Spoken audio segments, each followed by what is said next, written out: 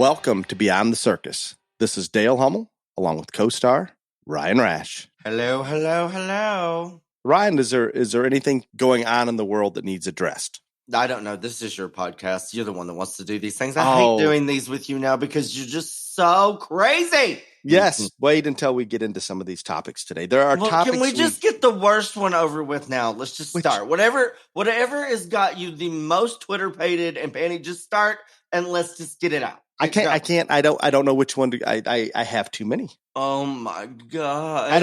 You want to know what? There's so many. Guess what's not on the agenda today? China. UFOs. Oh no. Well, that's not Aliens. even beyond the circus topic. Well, it can't fit into that. That can be a current event. We can't deny they exist. We know that we have to do something about it at some point. Okay, since you clearly have conflicting opinions and all this, I will just start and get it over with. So, I think, yes, the world is literally a train wreck and a dumpster fire and a shit show, whatever, all that, like everything, but like, the worst is the leak of the draft from the Supreme Court to the world. And again, I am not here to get on everybody's stance on abortion. That is not, I don't care to go in that. I have mine. If you want to ask me personally, that's fine. I don't care. And I don't care on what side of the issue you're on. There's so many reasons why this is probably one of the worst things that has ever happened in our history, in the history of our country. Number one is justice in the Supreme Court. They're supposed to be the non-political body of our government, where politics affects it at least. We know politics affects everything. And when whoever did this leaked this draft out to the world, that at that point, when that was done, it would overturn Roe versus Wade. We don't know if that's the final draft, if that's still the vote. We know none of those things. I can't tell you how damaging that is to everything that is held sacred about the Supreme Court and how it functions and how it works and the ethics that go behind it, all of that. And now that it's kind of like one of those things that, you let a little kid get by with something once, they're going to do it again. This will continue to happen. No, it will. I am not going to disagree with any of that. That is on the list of terrible things that are going on in the world. And right now, I don't know how many Beyond the Circus we've done, but the world is in worse shape at the moment in our country than maybe any time that we've done any of these before.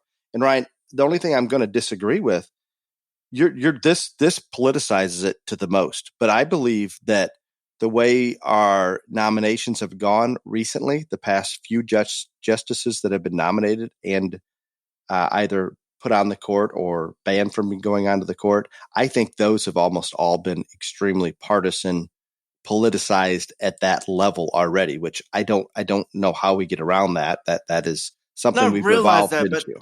I'm saying the work done in the Supreme Court, that's the one body that is supposed to be as far removed from politics as you can. I know you can't get it out of everything, but you want to know what the left will probably do in response to this if they can't get their protesters here. Circle back supports the release of the names of the Supreme Court's home addresses for protesters to go to their homes. She did not. It is illegal to protest at the home of Supreme Court judges. I have no problem with it being illegal, but I'm telling you, this weekend. Yeah, they're not going to hold back at any level. Yeah. Does that surprise you? No, does not. It is. You're right. This is a catastrophe. And if they can't win by whatever actions they're taking right now to reverse this apparent decision, if you assume it's going to be reversed or to stop the reversal, I should say, I believe we'll start stacking the court. I think, I don't know how long these things take, but they're trying to codify it right now. So, so I don't know. Their last ditch scenario, if they're going to do anything on stacking the court, or I think they'll do anything. I take nothing off the table. I don't know how long that process would take, but they have to be smart enough. They're going to lose control in the fall. Would we both agree on that? I think before this happened, it was going to be a bloodbath. I still think they'll lose control, but the reason that the left and the Democrats are perfectly fine with this is because they are the one that needs the narrative changed. Their Exactly. policies are not getting passed. Everything is a train wreck. Biden is himself just a mumbling, bumbling fool. Like everything is going wrong and spinning out of control. And so the biggest social political issue there is abortion. It is. I can't explain how this gets more people fired up and worked up than anything else, than any other type of social reform, any other issue in the world. And this is what they needed to kind of like have something to stand on for the midterms. By God, stick with us because we will fix this somehow.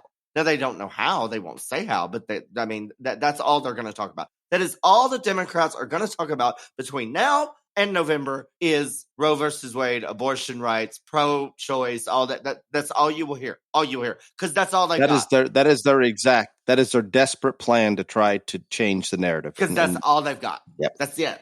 And you're so correct. You want to talk about a subject that will further divide this country? Not that we're not divided enough. This will take it to another level. Way worse than race ever could. Yes. Way worse. Yes. It's hard to imagine how sensitive this is. And I know you said it well, but it really, really is that sensitive. And then it's amazing to me. You got Schumer and Pelosi out there. Schumer threatening. I saw a clip from a while ago, him basically threatening the justices if they vote one way or another that he's going to.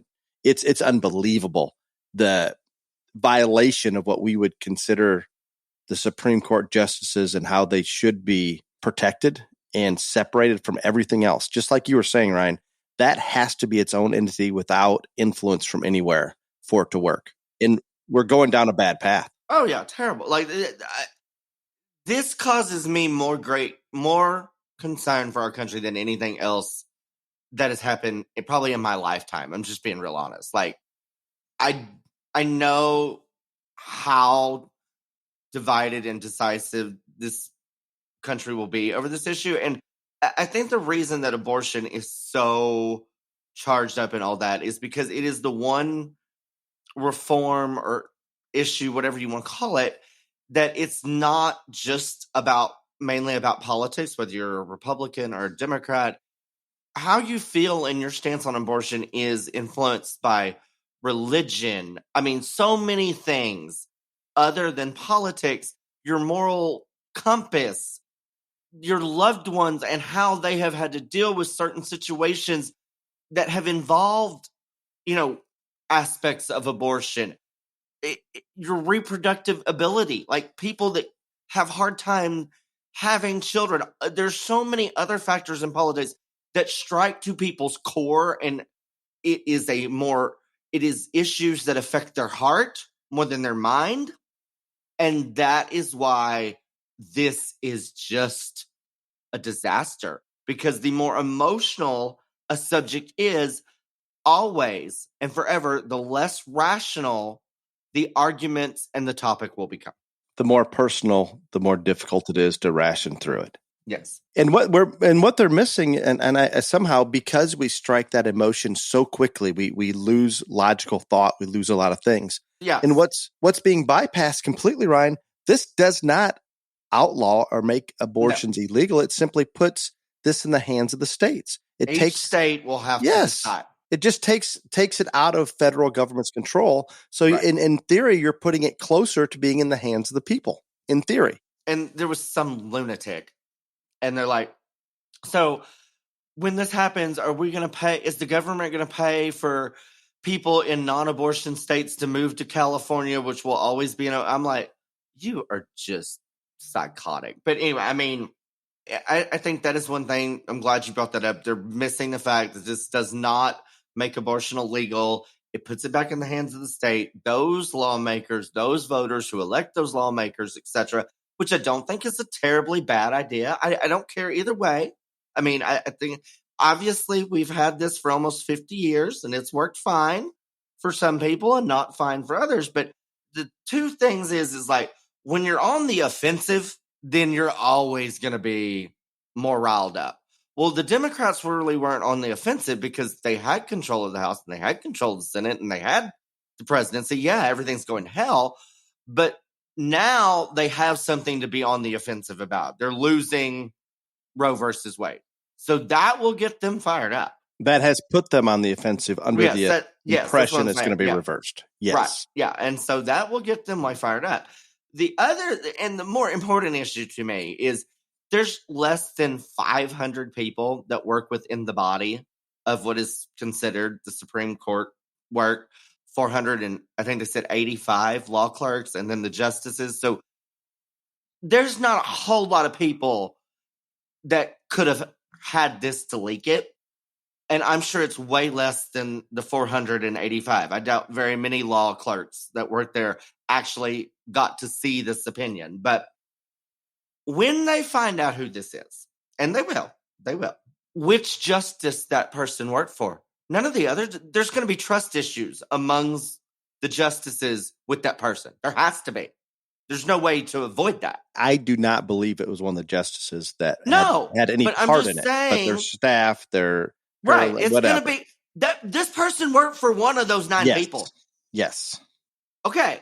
Now I'm telling you, if I'm one of the justices and I find out who it is, I'm always in the back of my mind going to go, how did you let that happen?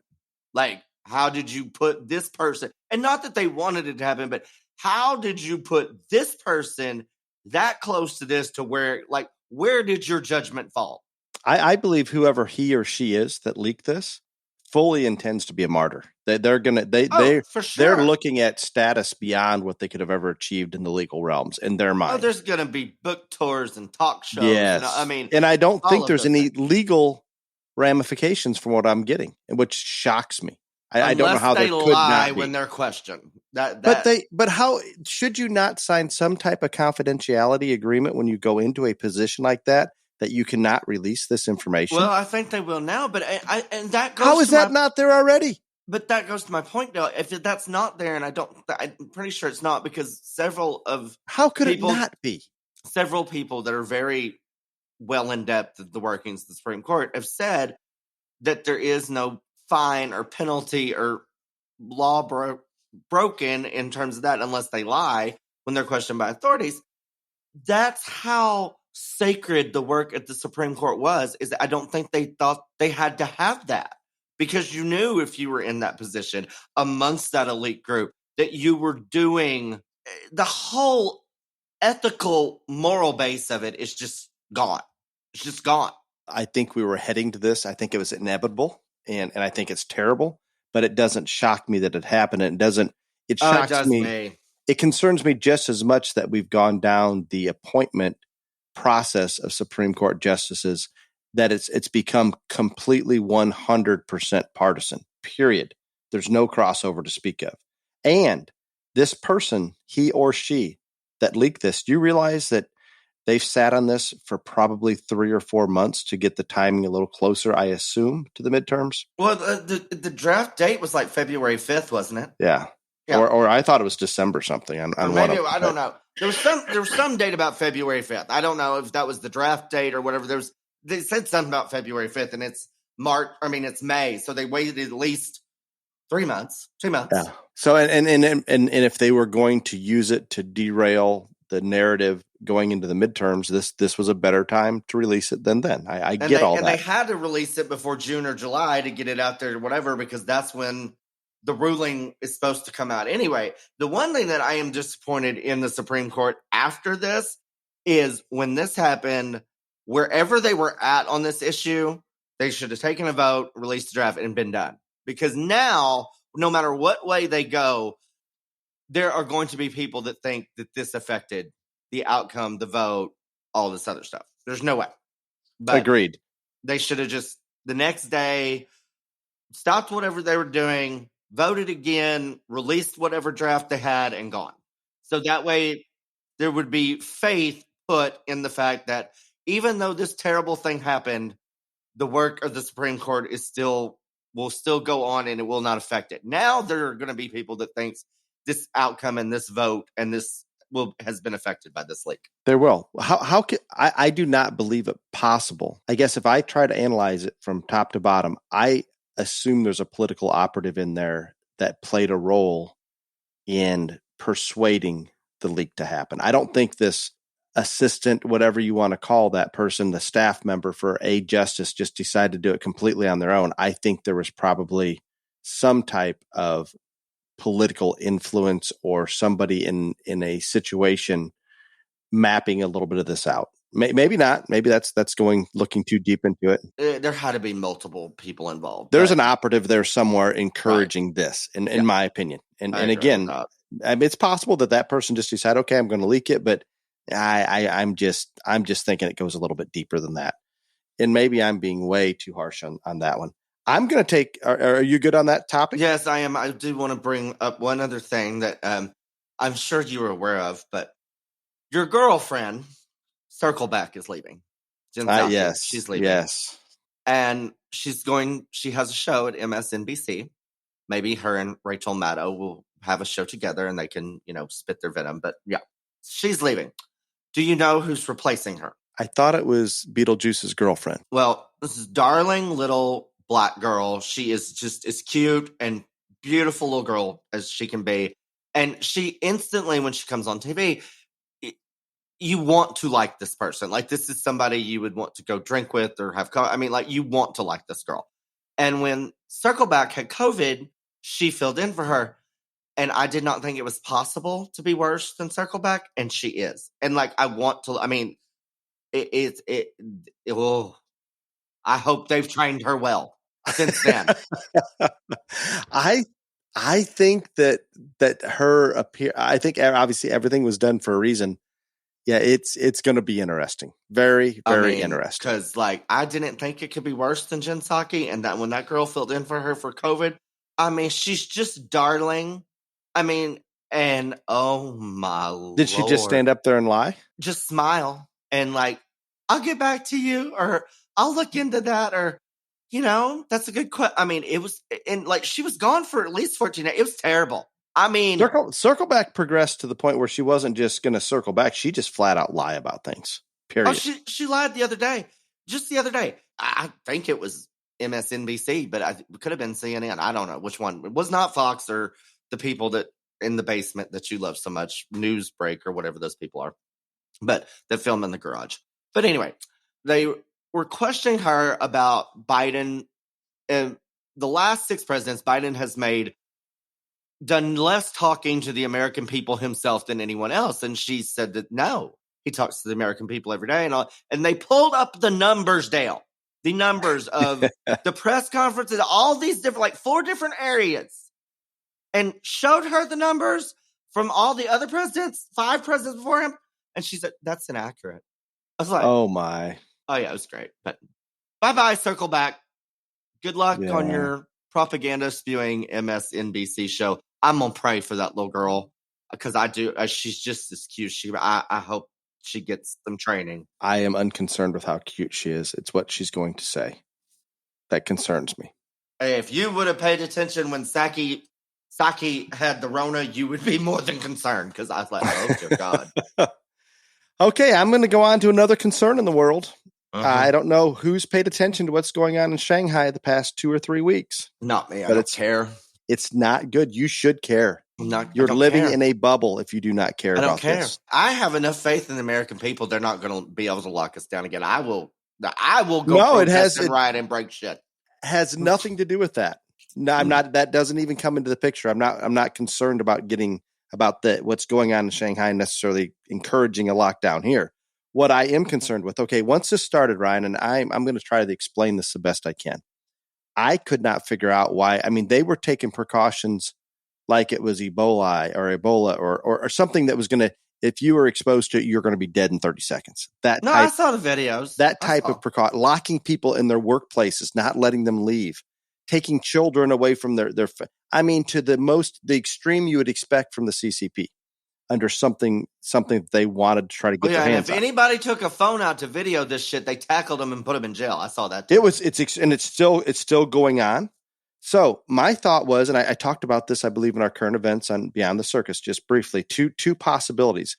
And when I see something like this, my mind continues to process things. I can't sleep. I can't do anything until it comes up with a logical solution. And I was coming up with nothing. I thought maybe it's for world perception that, hey, world, we didn't release this virus because it's beating us up. I thought maybe that was it. The next thought I had was maybe there is a mutation or a new virus or something that is truly that serious that they're scared to death of, and that's why they're doing this. Well, you do the research, the hospitalization and death loss, it hasn't changed. So there's nothing different about this. They're doing this with somebody that would have the same symptoms here that many of us have had recently that maybe have tested positive for COVID, yet no symptoms. It's the same variant that we're dealing with. It's not something new. It's not something more deadly. I don't think it was a propaganda stunt to try to make the world feel sorry for them. There's one thing that I come up with. Would you like to speculate? No, I don't want to speculate. Dale, look, the less I speculate about what goes on between your ears is better, and the same with you for me. Okay, it's just okay. We'll both be crazier than we already are. So we don't need that. Well, let's go down the path. I believe this came out of the Wuhan lab. Would you believe that as well? The Rona? The original Rona, yes. Oh, hell yes. No doubt in your mind. None. Zero. And then you've got to decide whether it was a manipulated virus. We know we agree on that. Now we have to decide. People gonna say I'm a crazy conspiracy theorist, and that's fine. They did this so Trump would not get reelected. Period. That's it. Okay. That's all So you're saying they intentionally released it? It wasn't an accidental release. They did it to get Trump out of office. Okay. Period. So you're saying it's intentional. Yes. Okay. There's a lot to that. I can take it a little bit further and say, okay, it wasn't. If it was intentional, even if it wasn't, they could still use it. Biowarfare, conventional warfare, like we're seeing the tanks shooting each other in Ukraine. That ain't working out real well, by the way. No. It's the standoff. It's the worst dick measuring contest in the history of the world. But we will get back to that later. Okay. Biowarfare is obviously high on the list. And who controls and understands and is willing to release it is going to have a lot of authority in the world.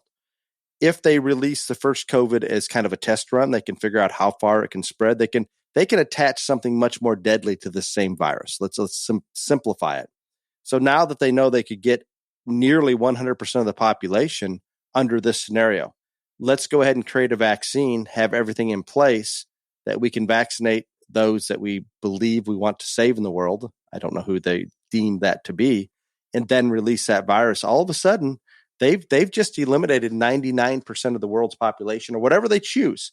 And they have a mechanism to do it. We know they can do it through this same avenue, this same path. And that's conspiracy. Like I get it. I'm not saying this is absolute. I'm just throwing out their theories. Okay, that's a test run. Well, guess what? There is nothing else I can come up with on the lockdown and the extreme measures they're taking in Shanghai right now. And nobody's really talking about it for the most part. You're not even seeing it out of the news right now. It's almost looked at as, okay, they're trying to contain COVID.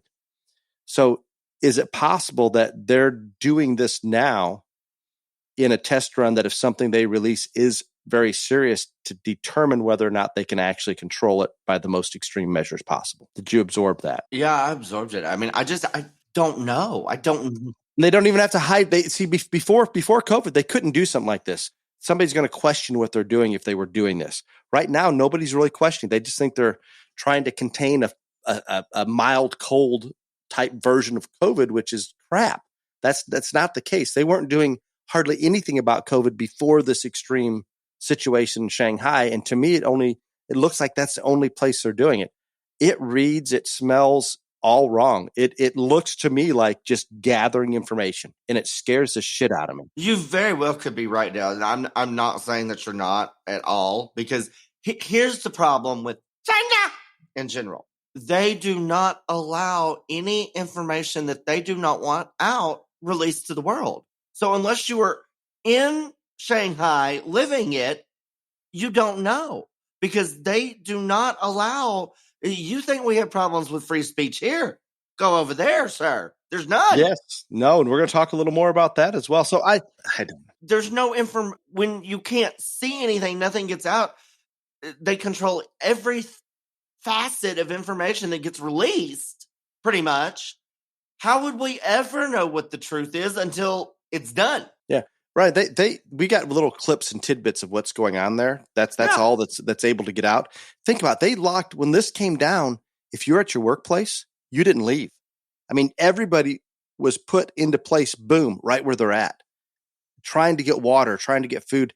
It is unbelievable what's going on there. And there's so much shit going on in the world. You're not really hearing about it.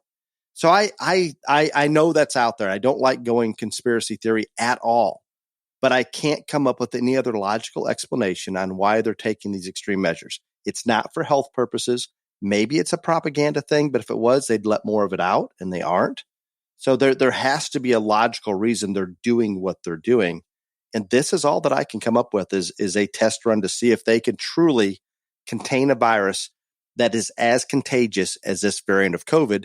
And there's no better way to figure it out than to use that COVID virus that is right there in the environment to determine whether or not they can do it in the future.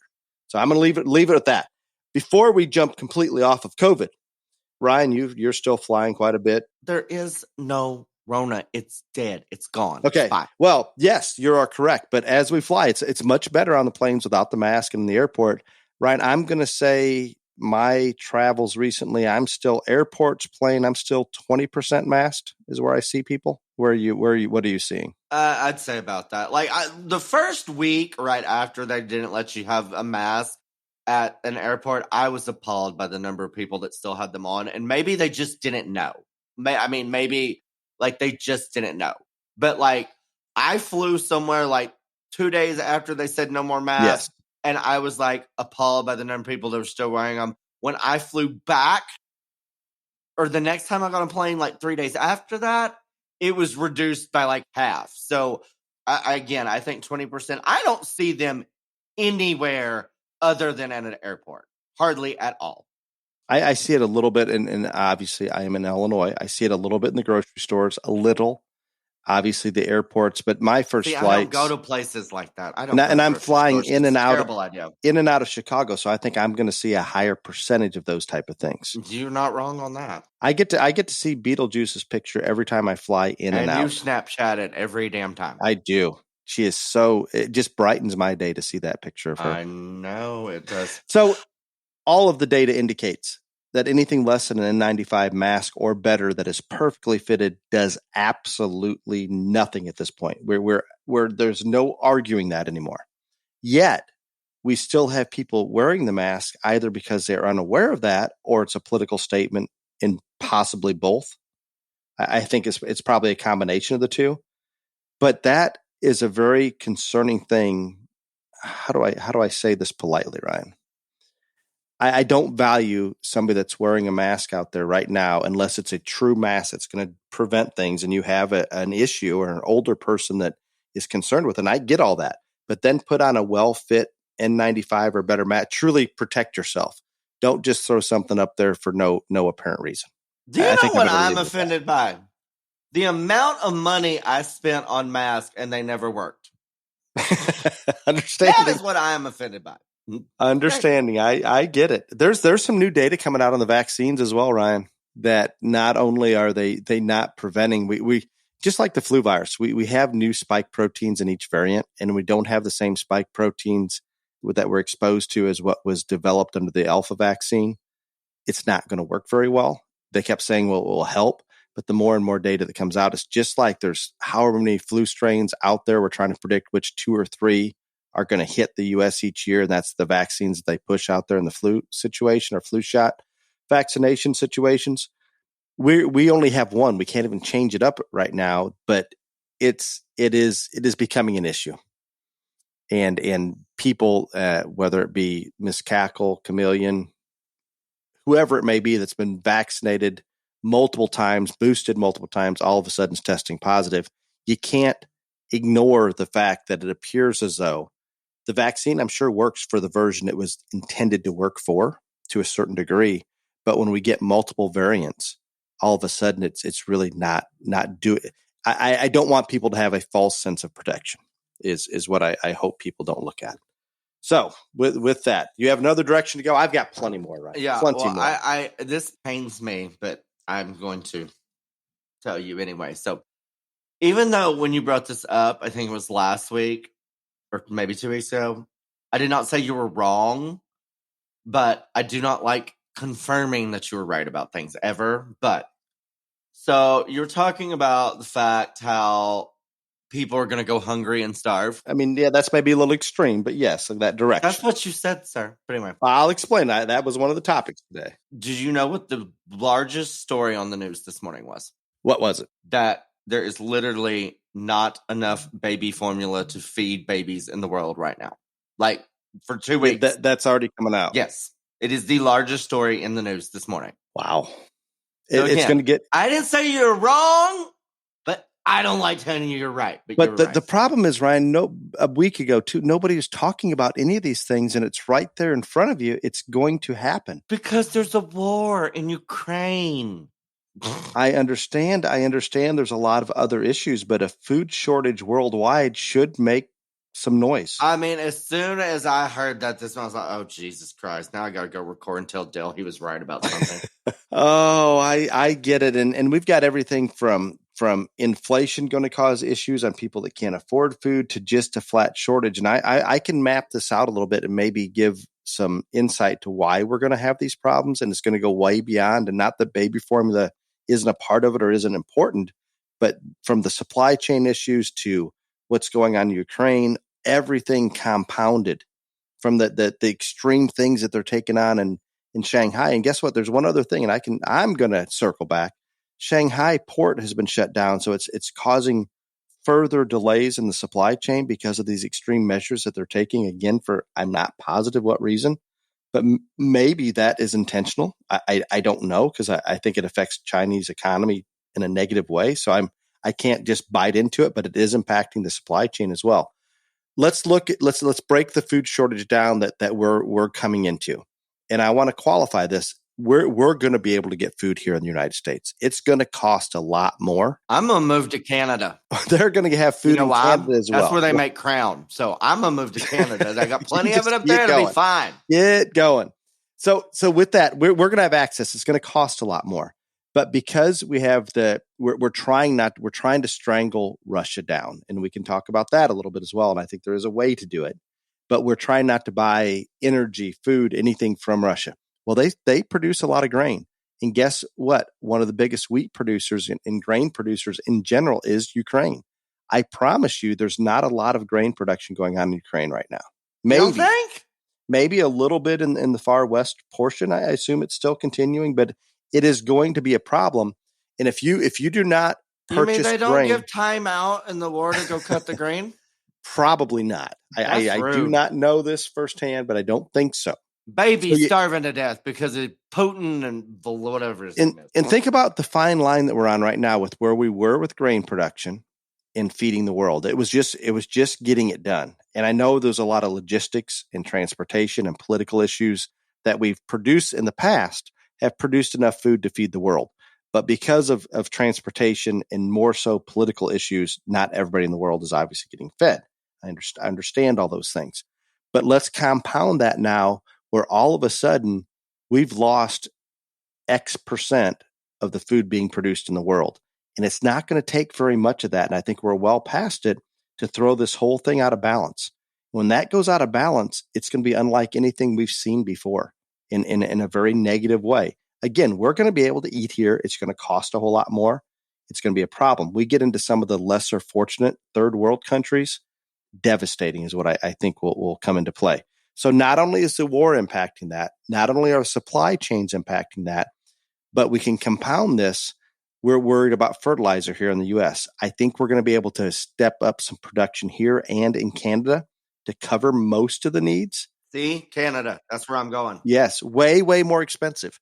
Herbicide, same thing. If we don't have herbicide in the crops, we're going to lose a certain percentage of the yield. We're going to decrease total grain in the world. It all combines. And I think here in the U.S., most farmers are going to get access eventually to what they need, but a much, much higher cost. Brazil, huge in terms of grain production, corn and soybean production.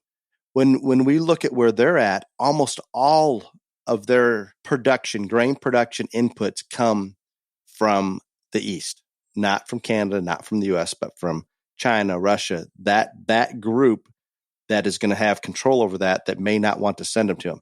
So we've got a crop getting harvested in Brazil, or to say the crop that's in the ground right now, maybe it's not going to impact that. As they put the next crop in, they don't have fertilizer, they don't have herbicide, they can't grow that crop at a rate that they have in the past. Boom, there's another compounding so many percentages that we can take off of total world production.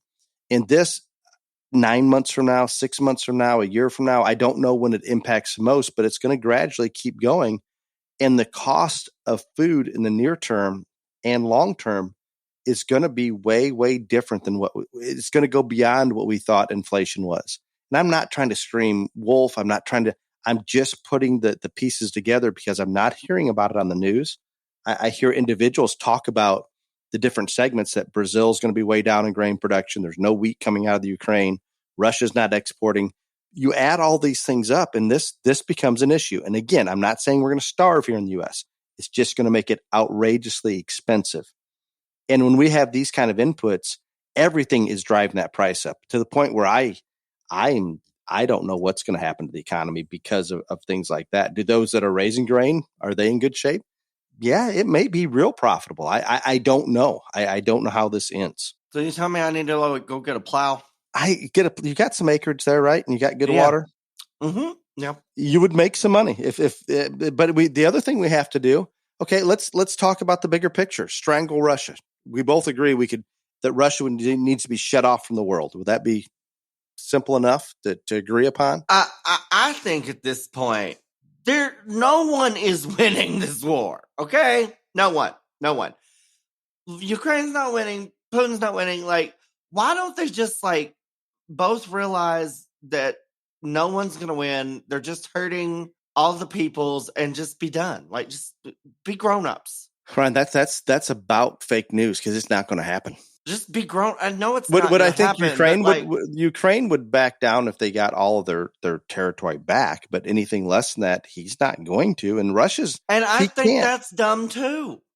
I mean, you think we could just give them what they have, what Russia's taking? But lots of times in history of the world, Dale, there's been negotiations to end a war. Yes. Okay. Yes, there has. So let's be adults. Let's be grown-ups. Let's figure this out and move on. And then, in another 10 years, Putin will do it again or whatever. I don't know. But but what Putin wants, they can't give him. He wants the whole country. Yeah, I know. But he's so embarrassed now. I think maybe he'd negotiate. He is. He is the most embarrassed. And that's going to put us in not the best place. Negotiate at this point. I mean, because neither one of them are winning.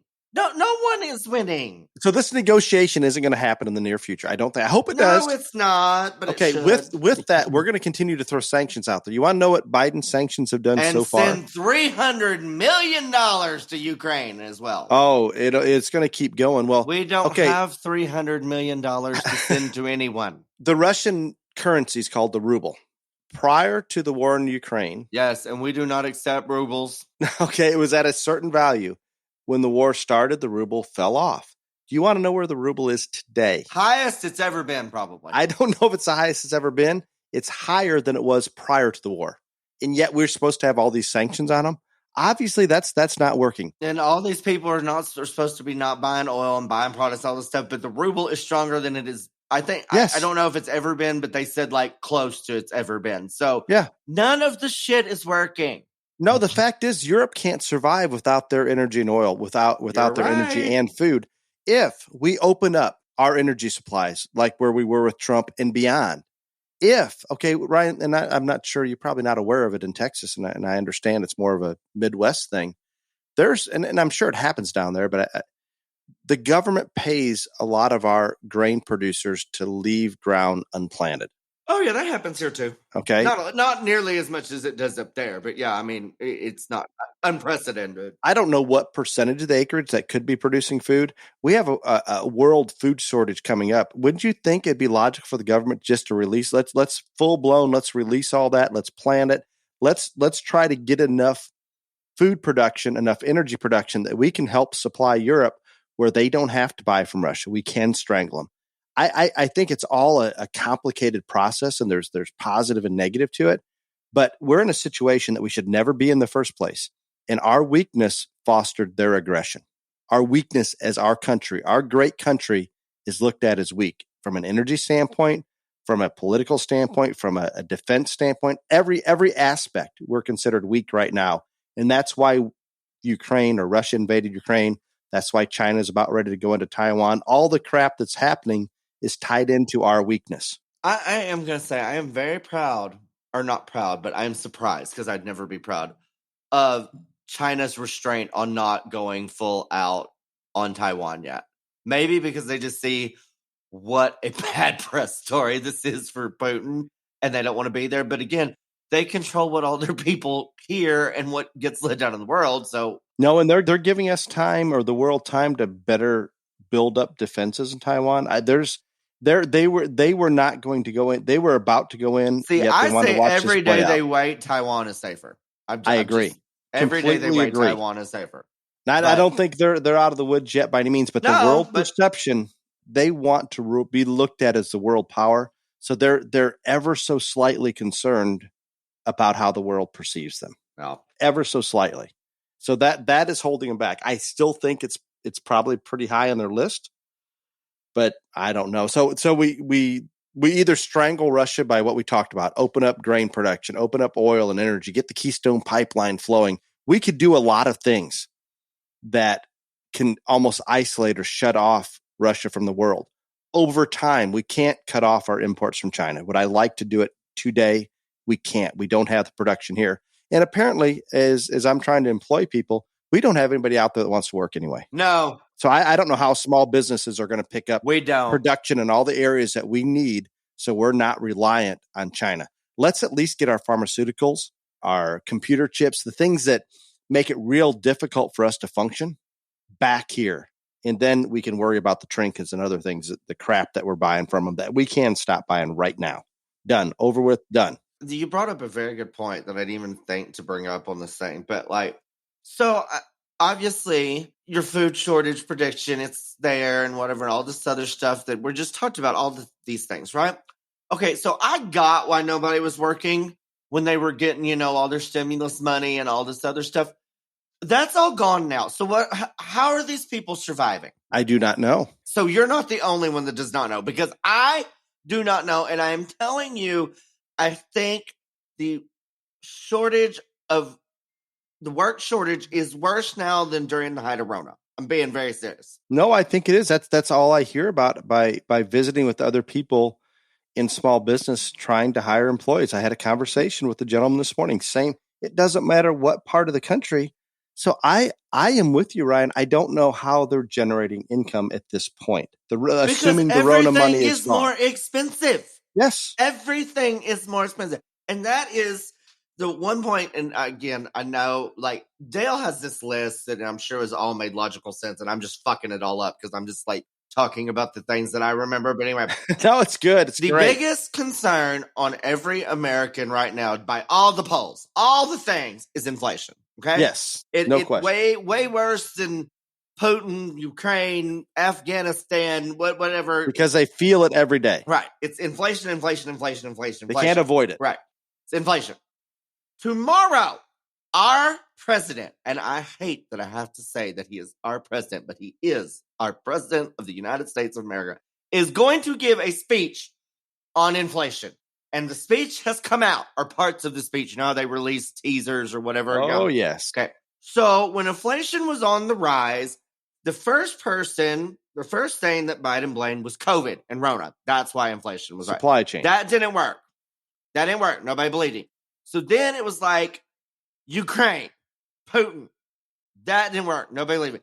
Guess who is he blaming tomorrow for inflation? Trump. The Republicans. Yes.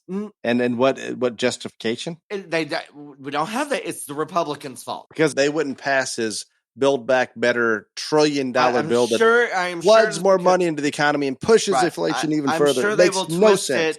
I'm sure they will twist it. And in fact, the Republicans have not been bipartisan in getting his legislation passed, whatever. But tomorrow, when he gives the speech on inflation, and I mean, again, this has just been a few months. It was COVID, then it's this, and then it's Ukraine and Russia and Putin. And now, since none of that has worked, none of those have worked, and the outcry and outrage is only going to work, tomorrow it is the Republicans' fault. Amazing. It Truly just amazing. blows my mind. And he's going to come out and just like, who is the think tank that comes up with this shit? I don't know. Ryan, it's almost as bad as the crap you hear from Putin and the CCP, just blatant ass propaganda lies. And I think because they control so much of the media within their countries, they can almost get away with it to a certain degree. The bad thing is you wouldn't think they could get away with it here at all. But well, they're not. And that's why he's blaming somebody new. I mean, the American people are not buying his bullshit on inflation. And they won't buy this. I think this will be the low point. I really think this will be the low point. Like, this is the worst idea. I mean, like, but that's what he's going to do because he has no other options. He's blamed everybody else and every other thing and whatever. I mean, he's not going to take the blame himself or his policies or his administration did it. It's damn sure not going to be him. And so that is tomorrow. That is what is. Not many times I'm speechless, but I literally was sitting there. Well, you know what's going to happen when people come out and say this is a lie. Do you want me to tell you what they're going to do about that? Go ahead. It's called the Disinformation Governance Board. Oh God, here we go. Yeah, we're going to go right down that path. Disinformation Governance Board. I didn't even know what the real name was. I call it the Ministry of Truth. It is. That is what her title is. The Ministry of Truth or Disinformation Governance Board? Yes, that's the board. Her title is Minister of Disinformation or Truth, I think. But anyway, do you want to also know who in a Ministry of Truth? Do you want to know? Yes, please. Hitler. Yes. Hitler. So maybe we need to back up, guys. Just okay.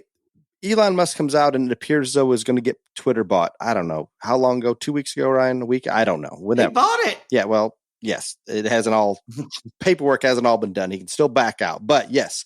So all of a sudden, it looks like Twitter is going to open up, and you're actually going to have some free speech. You aren't going to have algorithms beating certain topics down and people being kicked off because it doesn't fit the left's narrative. Okay, they come out and they're crazy. The left's crazy about this. We've talked about it in our current events and Beyond the Ring. All these things. The same day that it comes out, it looks like Elon is going to get the deal to buy Twitter. Biden comes up with the Disinformation Governance Board, and he appoints crazy lady. How about I call it Mary Poppins is who we're going to call her. I don't even know Nina something. I don't know what her last name. Jankowicz or is that something is like how that. you pronounce it. This lady is crazy, Ryan. Crazy. I agree. She's crazy. She ain't any crazier than the other people that he has doing shit. Oh. She just made a video. She made a Mary Poppins like video. Go look it up. Just type in Ministry of Truth, Mary Poppins, Disinformation Governance Board. If you have not heard this lady's Mary Poppins. Tucker Carlson did an episode about it and has the video on there, so that's easier for people to find. Go to Tucker. This lady is crazy, and she is in charge of determining what is allowed out on social media, on any media, on any newspaper, anything. If there's something that they don't approve of, she can stop it. I don't know how they implement something like this. This is as violation of our Constitution and our freedoms as there's ever been in terms of freedom of the press or freedom of speech.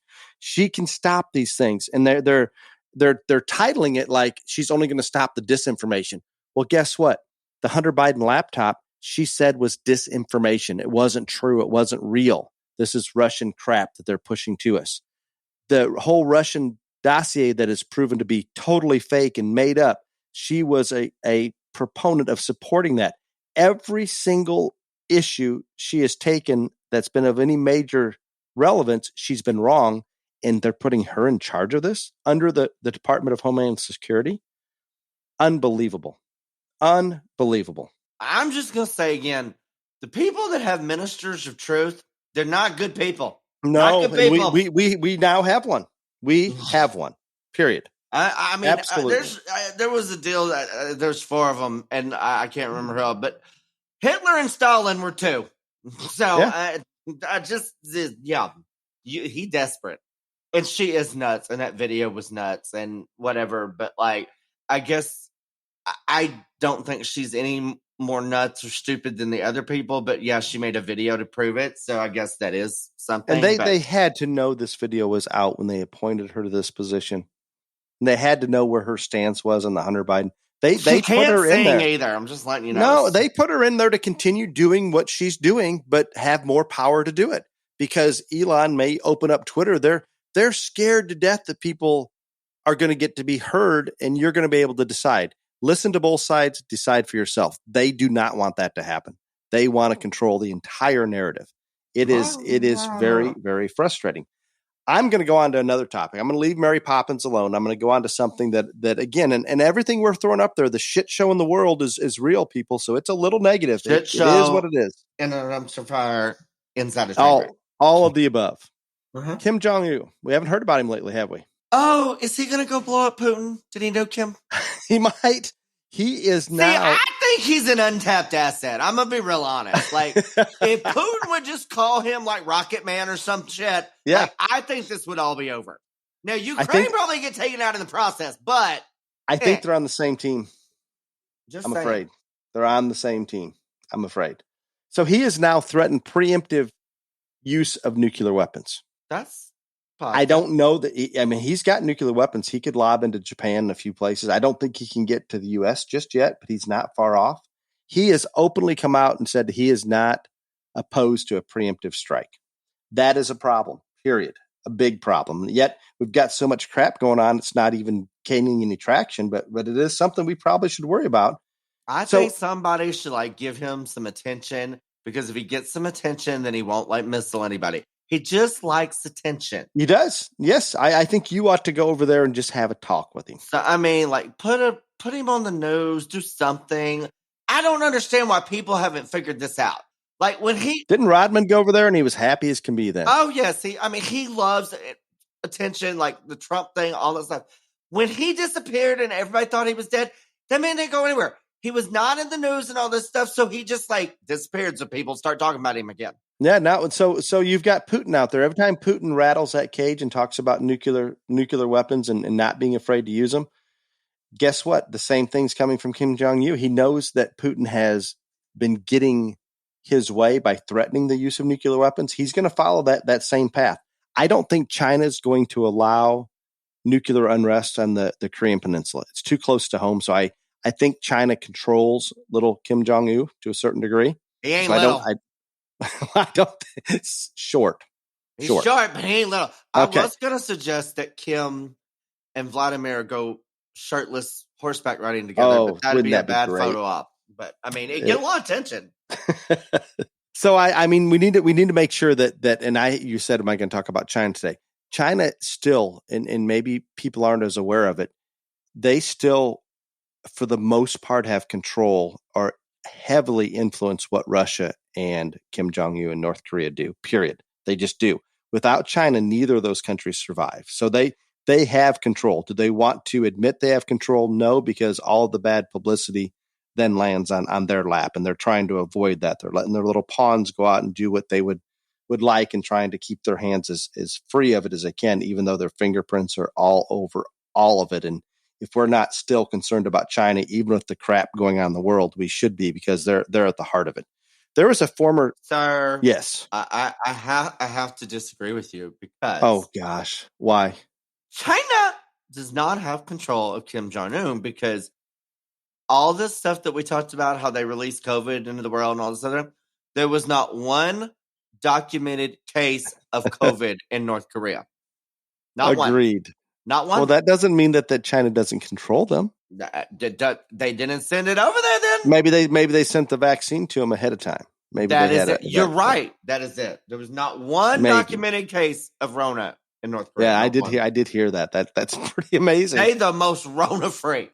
They're good. They're good. So I don't know what news program I saw this on, but Dan Hoffman came on, a former CIA chief, whatever that's going to mean, assumably in the know of a few things, is extremely, extremely concerned with Russia launching some form of nuclear weapon against Ukraine, potentially against the West.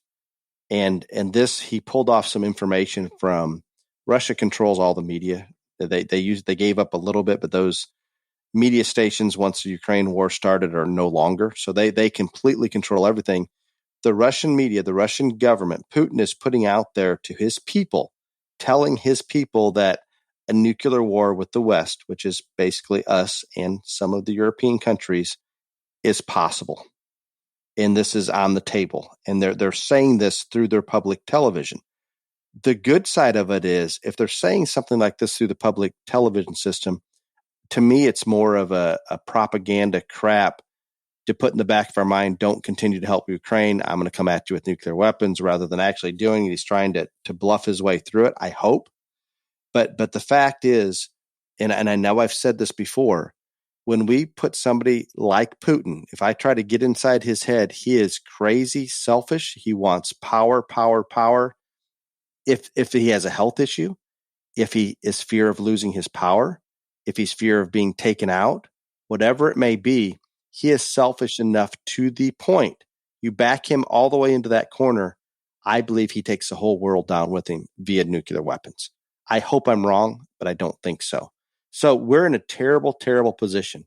I want to go in there and give Ukraine everything we've got and push Russia completely out of there. We have nothing left to give, sir. Well, what I'm saying is if what happens when we do that and all of a sudden Putin is humiliated and about ready to be taken out of power, what does he do?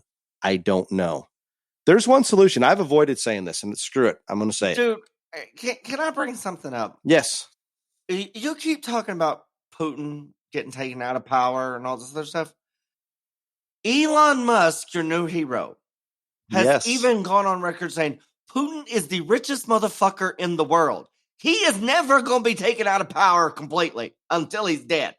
I'm not. I'm not advocating for killing him. By the way, I'm just saying. I am going to take it down that path until the man dies. If you're the richest motherfucker in the universe, you are never going to be without power. Do you not know what the only solution to the Ukraine, the nuclear issue with Russia, all those things? No, there's one solution. Go on publicly talking about suicide. You do not know what the solution is. You are not Hillary Clinton. You do not have the power to suicide. How could you say you're not going to advocate taking him out? You are not Hillary Clinton. You do not have the power to suicide people. You did Lindsey Graham not come out and say it? Yes, I love Lindsey, and it wasn't very popular, was it? No, it was not popular at all. But I'm telling you, we should not be in this position to begin with, okay? So you shouldn't have to make one of these decisions. But I am telling you right now, we've laid out a lot of strategies to try to bump up energy, bump up grain production, do what we can to help supply grain, energy, everything we can to Europe that they're normally getting from Russia to try to strangle them off. But guess what? No matter how hard we try, China can still funnel pretty much whatever they need to them. So I just don't know that it's possible. And I am truly, and people might think I'm just making this up for whatever reason, but I am truly concerned. You back him into a corner, he's going to come at us with everything he's got because he's got nothing to lose at that point. He's so power hungry, power crazy. I vote to take him out. Done, over with. Okay, but so I'm going to put this question to you. When the U.S. was actively plotting to find and assassinate like Saddam Hussein and other people, okay? Yes. No one in America had a problem with that, pretty much. I don't think anybody in the world had a problem with that. But they're not there on Putin yet. Now tell me why. Why? I'm asking you, crazy. I don't know. He's committed as much death and destruction and war crimes, whatever you want to put on him. You know what I think it is?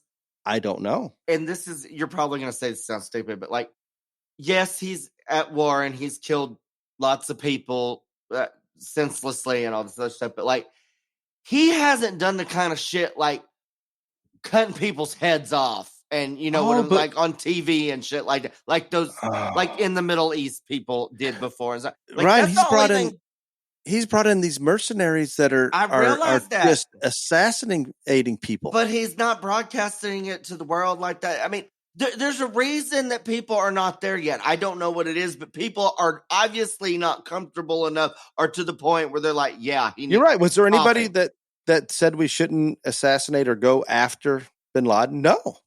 That's when it happened. Everybody's cheering about it. Right. These other people, bin Laden, Hussein, Ayatollah Khomeini, whatever, they're all fine with that. Go get him, kill him. But we're not there. Do you want to know how much damage? Not even only as a country, we're not there in the world yet to be like, okay, somebody take him out. That is a great point you've brought up. You're absolutely valid. Great point.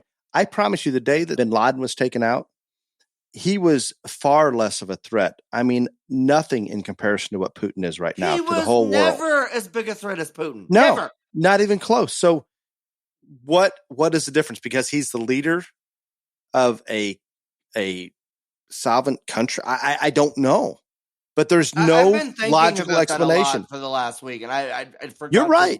I forgot to bring it up to you this weekend. Would But you I not don't think that most of our listeners would agree with that statement? So I think there's a portion of the conservative base out there that is probably perfectly fine with it. I just find it interesting that, like, I think that there's no doubt in my mind over the years that Putin has been in power, which I don't know is like 30, I guess now. Close. And he's got it set up for he's never going to be out of power. Right. He's never going to be out of power until he dies. He has assassinated anybody close to him right. that I'm ever. saying that he has more blood on his hands than all these other people. Way more. That, people were fine with other countries having assassination plots and attempts on them and whatever, all this other stuff.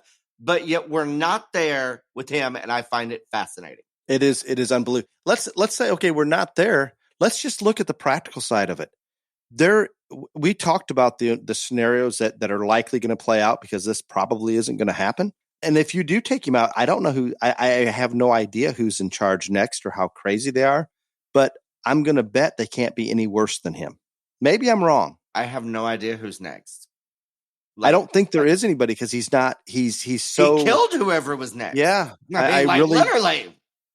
I mean, yeah. So I don't know how can people not see that is the only way out of this threat on the whole world. I'm not disagreeing with you on anything that you're saying. Then you should advocate for it.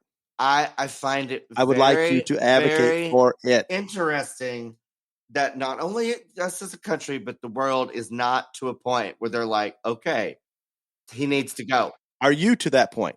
I can say, yeah. I mean, like, I can then see just that's say the way. Just say it. That's the only way to end this. Like, and it may not end it, but it's our best chance. I mean, like, because again, if I knew who was going to, like, I would assume that if he died of natural causes or whatever, that I would assume that Russia would have a revolution of sorts to find a new leader. Like, I would agree with that. And that's not a terrible thing, probably, for that country. No. Because I think he has literally probably taken out anyone he thought could possibly come close to taking power from him. So, yeah, I don't know. But I don't think there's any other way any of this is going to end. I mean, I think it could. I think the two idiots in Ukraine and Russia could, like, be grown-ups and sit at the table and say, let's hash this out, but they're not going to do that. But they've sat down, they've tried to negotiate this, and Russia wouldn't even send anybody over there that had the power or desire to negotiate anything. No, I agree. I'm saying those two men, the two head dicks in charge, those two, not their little puppets, not the little Zinsakis or whatever. Talking those two, get in a room, hash this shit out. But yes, that is not going to happen because that is rational and logical. And again, I have said this before, and I will say it again. You do not want to be the leader of a free country if you're not a little bit crazy. And so, of any country, Democrat, dictatorship, without some crazy in you. And so that, again, the more crazy, the less rational, the less logical. But yeah. Agreed. I have one more comical thing to bring up, and then I'm pretty much I've done enough for the day.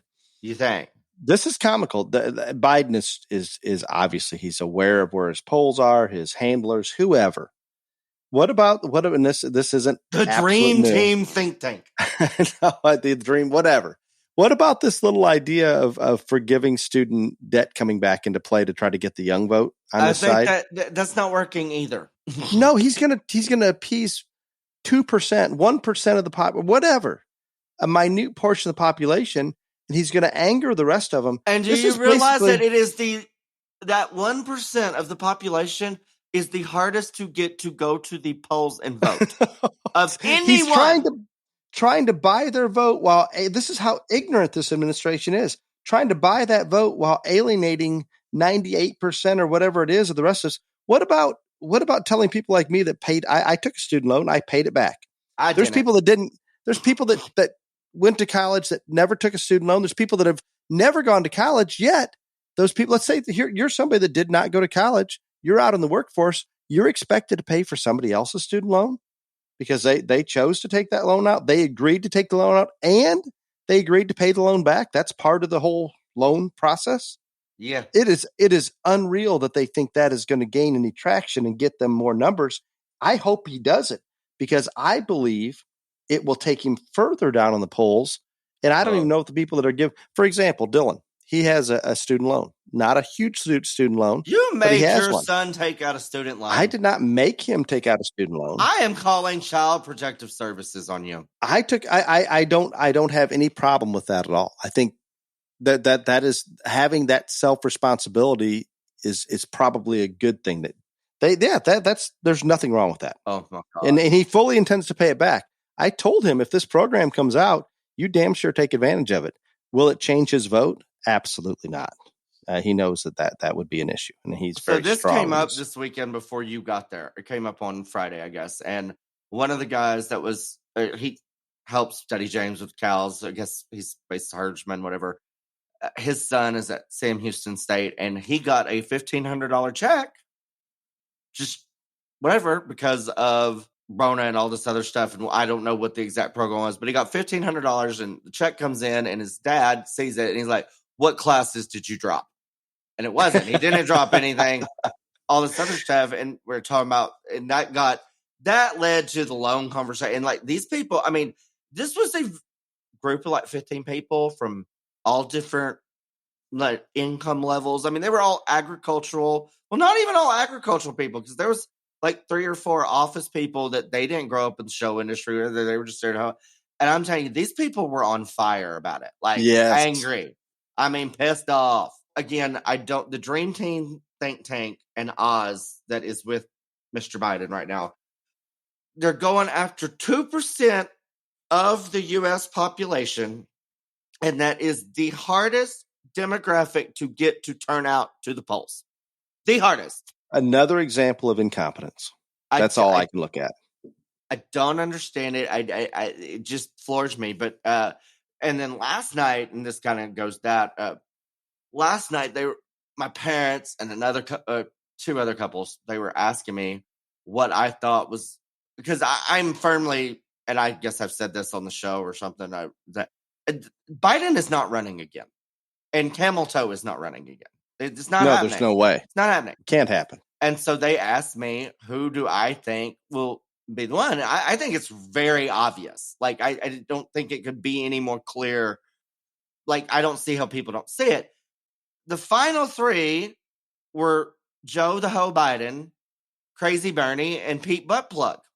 And Pete is the Secretary of Transportation or whatever. And yeah, but I don't know that he's done much. Well, hold on, but the supply chain's all screwed up. That's under his deal. All this infrastructure stuff's not going on. That's under his. All these things that are actually supposed to whatever, all under his secretaryship. And you hear nothing about him. Nothing. No. Nothing. They are literally shielding him in every way possible, even throwing Joe to the wolves at times, because he's the one. You could be right. He's the one. I hope he is, because I think he's very beatable. I am embarrassed to call myself a gay man when he was in. You should be in the debates. He was. It was just. I mean, it was terrible. But so then that, and they didn't even know who he was. I mean, so Bernie, they're just saying he's not electable. Well, Bernie's tried, and he's older than Joe. Yep. That doesn't work. We're tired of old. I mean, he's older than Joe, and so all these people are Republicans, and they're all very pro-Trump. They do not think he will run again, and they do not think he can get elected. Agreed. See, I have problems with that, because if a Republican is going to take back the White House, any Republican, it either has to be Trump or Trump has to anoint them as the one. And there is no question in my mind on that. The problem is if he wants it, he's not going to anoint somebody else. That's what I'm saying. And I don't think y'all understand that. If he decides to run himself, he is not going to anoint anybody. If he doesn't run, he will pick it, has to say, this is the one to carry on my work, or the person will not win. Will not. This is a problem. Do you want to know why? Because Democrats are stupid. Their policy says all this, but they stick fucking together. Yep. I mean, stick together. Republicans do not. And so if Trump has not said, this is the person, and it's not him, it's not going to work. Our problem is Trump has offended some of those independents to the point where I don't know where they're going to go. I realize that he's offended some of the independents. I don't think in 4 years it is enough to. I still think they have going to be way more offended by everything that's happened to them in the Biden administration. But I agree, but I think, and again, I you know what I think of Trump's policy. I think they're the best. I think he's one of the only people to put policy in place that can bring this country back to where it needs to be. Somebody like DeSantis is probably more electable, and I think would have. Okay, so they brought him up. They said, "Why don't you think DeSantis?" I said, "I think DeSantis is a wonderful choice." I said, "I think DeSantis will be Trump's pick to be vice president." But they can't go head to head against each other in a primary. They can't. And DeSantis is not stupid enough. He won't do it. He won't. I do not think he will run against Trump. I don't think so either. But DeSantis is a wonderful choice. They were all talking about how we got to where Biden is that people voted against Trump or they voted for likability because Trump is an asshole is what they're saying, or he couldn't keep his mouth shut, keep off Twitter, all this other stuff. Okay. I don't know if y'all pay much attention to Ron down there in Florida. Ron's a whole lot like Trump. He just don't have as big a microphone.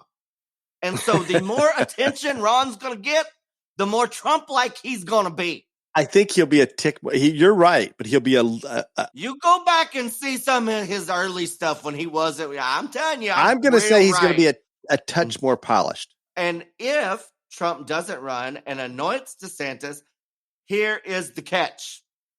Catch is Ivanka has to be the vice president. Because the only thing I will tell you that Trump wants more than being president again is he wants his daughter to be the first female president of the United States. That is the only thing he wants more than being the president himself. And he may not, but it's close.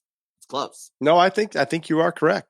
So yeah, that's the scenario. Trump runs or it's the DeSantis. Or it's whoever Trump says this is it. Yeah. Like if Trump does not give the full, I mean, I'm talking like, and he is going bring to put him out on stage, love in him, with that. hug him, go with him to every fucking rally, all this stuff. It ain't going to work.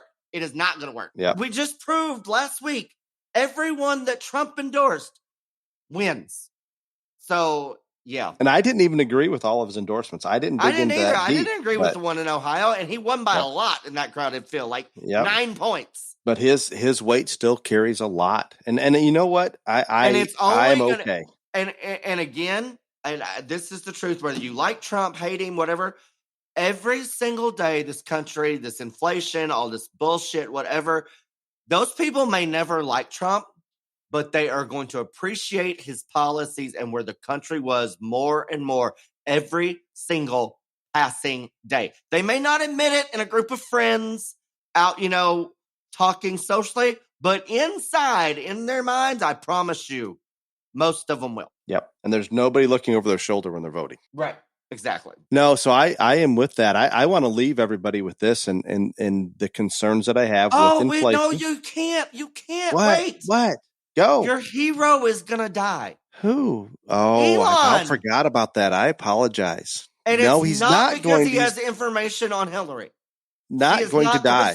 No, he's not going to die. He told people. Remember, he has a lot of money for protection as well, but he does. He put it out on Twitter. It'd been nice knowing y'all. Yeah, and everybody thought, well, on maybe Mother's Day, his mother did not find that funny. By the way, no, maybe Clinton. Everybody thought, well, maybe it's the Clintons that were coming after him, and I'm not saying that they aren't. I don't know. That is because Hillary is the only person in the world that has power to suicide people. There seems to be a few connections there. 143, I think, was the so. It comes out that Putin is very angry with my hero about supplying internet to Ukraine. Because he's winning the drone war. That's what's keeping Ukraine in this. Yes, I mean, without that internet source, it would have been so much easier. So much easier. Yeah, no, he's pissed him off. Space minister? Is that who made the threat? Like got mad, the Russian space minister? I don't know which one. But some Russian space person that like whatever, and Elon then puts it out there. Well, if I'm die unexpectedly or something. It's nice knowing y'all. Not good. Not cool. No, his mother wasn't happy about that. No. So your hero is afraid of his life. I respect him a great deal for not what he says, but what he does. And making that commitment to supply the internet to Ukraine, he's not stupid. He knew that was going to put him in a position Oh yeah. that's not good. Same thing. I don't know that he thinks he's going to make money on Twitter. Maybe he will, but the fact that he's standing up and saying, I'm all for freedom of speech, period, and we need to hear both sides. I respect what he's done immensely for the betterment of mankind. And I do believe because of what he's done, he is putting himself in a vulnerable position to be attacked by somebody or multiple people. And that's too bad. I am going to agree with you that I respect what he's done with Twitter. I respect what he's done with all this other stuff. And I think that's great. You don't get to the point that you have $43 billion to buy a social media company by being a good guy. So there is ultimately in this whole process an ulterior motive. I do not know what it is yet, but there is an ulterior motive in this. Maybe it's to become a good guy now. No, I don't think so. Well, he's doing it so far. But, well, so is freaking the president of Ukraine. That everybody loves him and thinks he's God now. And I'm telling you, that man's just as dirty as Putin. But I don't know. He came in from a non-political background. I don't know. I just don't know there yet. Maybe I'm wanting him not to be. You and the rest of the world. There is an ulterior motive involved in this. And the one thing that I find the most fascinating is he can't be president of the United States. I don't even know if he's an American citizen right now. Surely I'm sure he's that. He's born in South Africa, so there's no doubt he cannot be president. Well, no, I don't believe that's what he's going for. I know. What I will find interesting is when the other shoe drops and we know what the motive behind this was. Because there is a motive other than saving free speech and becoming... You are sure of that? Yes, what about the betterment of mankind? That's the biggest motive you can have. And that's probably secondary, but there's another one somewhere hiding underneath the surface.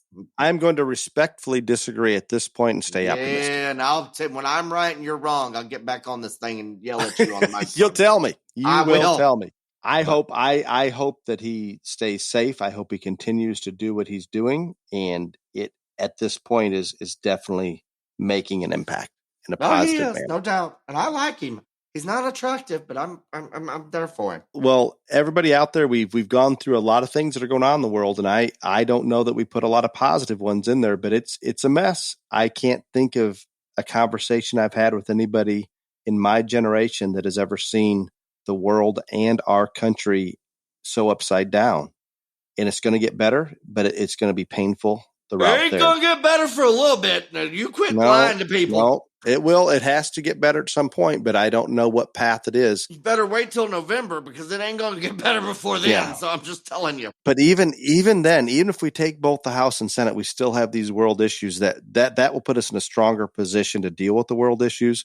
But China has such a head start on everything that they're planning to do. There's so many things that we've let go too far. It's going to take very aggressive measures to get us back to where we need to be. And Trump was making some of those aggressive measures, and maybe he will come back and continue that, or DeSantis or somebody else. But it's going to take something pretty extreme. And I hope that we play our cards right, because we're in a position right now that we should never be in the position we're in right now with Putin, even with China, and the nuclear threat from Putin. Everything that we're dealing with is going to play a role in each of our lives more than we realize. I know we're saying we can't do anything about it. I get that, but I think you need to realize there are chances for some very bad things to happen. There's chances for things to resolve themselves, but the things that are done in the next 12 months or next month or next 12 days or next 12 minutes could really impact long-term everything that we're doing. And things we're doing today may not matter if we back Putin into a corner and he goes the nuclear option, even if it's just into Ukraine with a localized nuclear weapon. There's not a good ending once that starts. And I probably have said this before. I know I've told this to Ryan, my son Chase, and he would like to come back on, but he's always in school while we're recording. He makes a comment that there's never in the history of mankind been a weapon that was developed that wasn't used.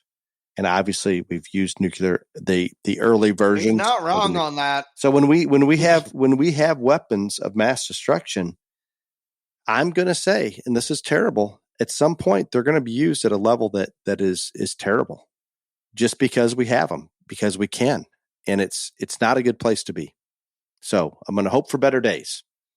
But with that, I appreciate Ryan. I know that you were busy, and I pushed for this to come on because I didn't want to keep drawing current events out and Beyond the Ring and go over all of these topics. Obviously, it took quite a while, so I really do appreciate you jumping on to go through this. I hope maybe not that many people will listen to it. I have no idea, but I hope we've given you some information that can at least give you a perspective that you can speak out. You can have conversations with people. Hopefully, it has an impact. That's the goal.